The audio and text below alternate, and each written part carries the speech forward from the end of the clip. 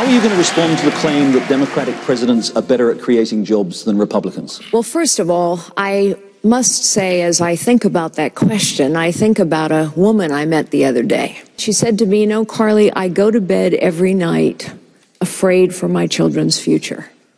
And that really struck me. This is America. A mother is going to bed afraid for her children's future. And the reason she's afraid for her children's future is because we've had problems for a long time. We need actually to do 5 things to really get this economy going again. We need to go to zero-based budgeting, so we know where every dollar is being spent. We can challenge any dollar, cut any dollar, move any dollar. We need to actually reform the tax code. Go to a 3-page tax code. Yes, there are plans that will reform our tax code to 3 pages. In addition to rolling back what President Obama has done, we need to do a top-to-bottom review of every single regulation on the books. That hasn't been done in 50 years. We need to pass the REINS Act so Congress is in charge of regulation, not nameless, faceless bureaucrats accountable to no one. We become a nation of rules, not a nation of laws. And finally, we actually, yes, have to hold government officials accountable for their performance. All this has to be done, and the citizens of this nation must help a President Fiorina get it done.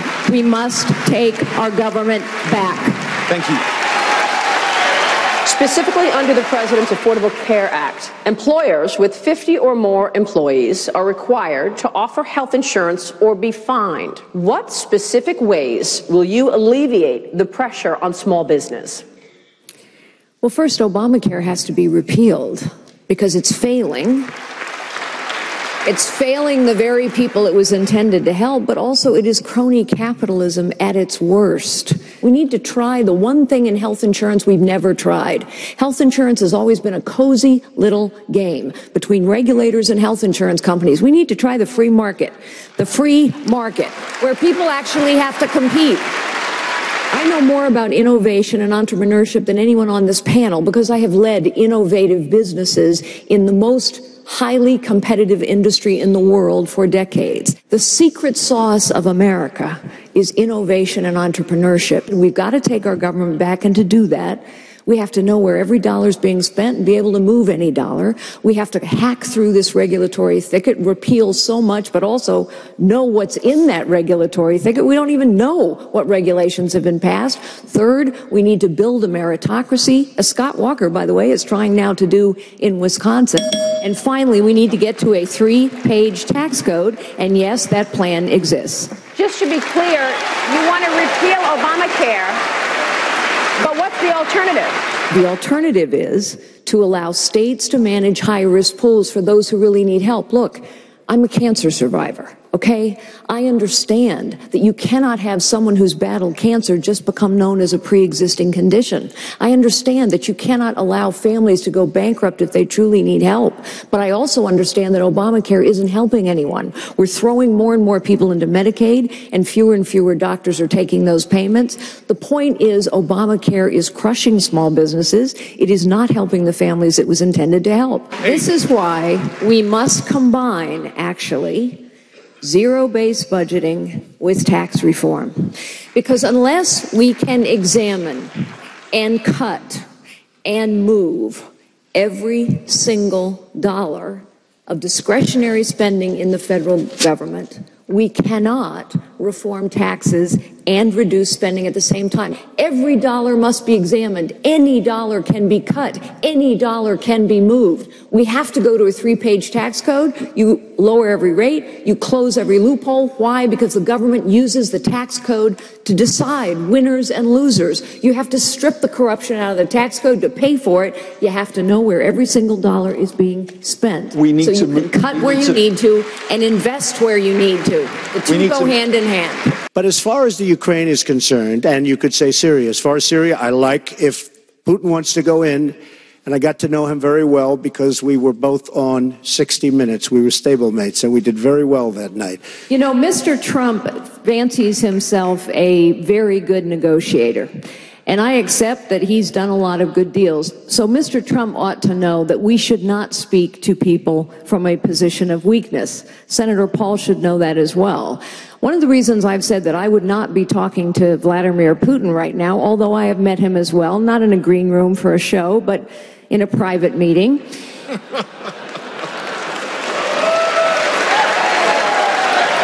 reasons I've said I wouldn't be talking to Vladimir Putin right now is because we are speaking to him from a position of weakness brought on by this administration. So I wouldn't talk to him for a while, but I would do this.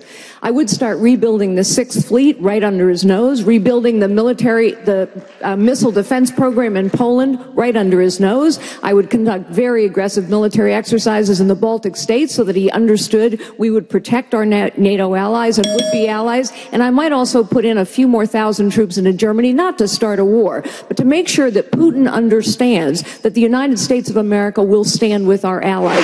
We have a set of allies in the Arab Middle East who know that ISIS is their fight. They have asked us specifically over and over again to support them. King Abdullah of Jordan, a man I've known for a very long time, has asked us for bombs and materiel. We have not provided it.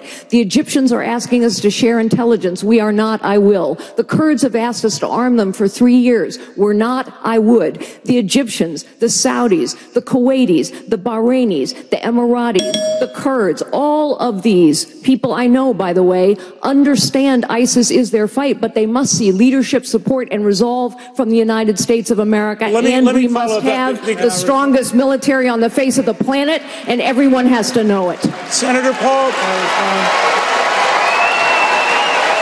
Senator Paul. I think it's particularly naive and particularly foolish to think that we're not going to talk to Russia. Ronald Reagan was strong, but Ronald Reagan didn't send troops into the Middle East. And Ronald Reagan walked away at Reykjavik. He walked away. He quit talking when it was time to quit talking. Can I just say, as a chief executive who's had to make tough calls to save jobs and to grow jobs, I think what's interesting about Dodd-Frank is it's a great example of how socialism starts. Socialism starts when government creates a problem and then government steps in to solve the problem. Government created the problem. Government created the problem of a real estate boom. How did we create it? Under Republicans and Democrats alike, Fannie Mae and Freddie Mac, everybody gathered together, Republicans and Democrats, and said home ownership is part of the American dream. Let's create a bubble. And then government stepped in. By the way, under President George W. Bush, banks were encouraged, really, to buy other banks, to take money. And now what do we have with Dodd-Frank? The classic of crony capitalism. The big have gotten bigger. 1,590 community banks have gone out of business. And on top of all that, we've created something called the Consumer Financial Protection Bureau, a vast bureaucracy with no congressional oversight that's digging through hundreds of millions of your credit records to detect fraud. This is how socialism starts, ladies and gentlemen. We must take our government back. Carly Fiorina. Imagine a Clinton presidency. Our military will continue to deteriorate. Our veterans will not be cared for. And no, Mrs. Clinton, that situation is not exaggerated. The rich will get richer. The poor will get poorer. The middle class will continue to get crushed. And as bad as that picture is, what's even worse is that a Clinton presidency will corrode the character of this nation. Why? Because of the Clinton way. Say whatever you have to, lie as long as you can get away with it. We must beat Hillary Clinton. Carly Fiorina can beat Hillary Clinton. I will beat Hillary Clinton. And under a President Fiorina, we will restore the character of this nation, the security of this nation, the prosperity of this nation, because as citizens, we will take our government back.